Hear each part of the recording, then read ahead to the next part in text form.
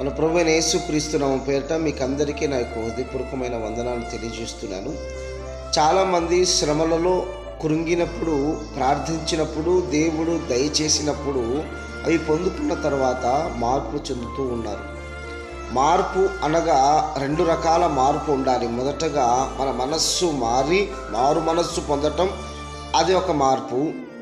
రెండవదిగా ఎలాగ మార్పు చెందుతూ ఉన్నారు అంటే, దేవుని నుంచి పొందుకున్న తర్వాత, దేవుని నుంచి స్వీకరించబడిన తర్వాత ఇక మా అవసరం అయిపోయిందిలే అనుకునేసి ఇక కష్టములో ప్రార్థించినంత భారము పొందుకున్న తర్వాత విశ్వాసులకు ఉండటం లేదు.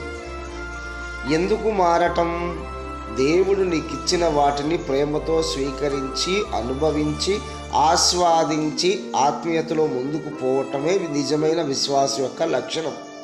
అంతేకాని పొందుకున్న తర్వాత నువ్వు మార్పు చెందుతున్నావు, ఇక కడుపు నిండింది, ఇక నా అవసరం తీరిపోయింది, ఇక నాకేం అవసరం లేదు అన్న నిర్ణయంతో నువ్వు ఉన్నావు. ఒక్కసారి ఆలోచించు, ఈ మార్పు నీకు సరి అయినదేనా?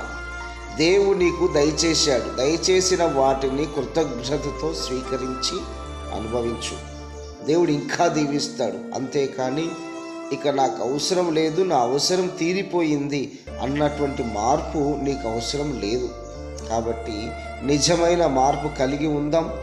నీలో ఉన్న మార్పు ఏ మార్పో ఒక్కసారి నువ్వు ఆలోచన చేసుకో. దేవుడి మాటలు దీవించునుగాక.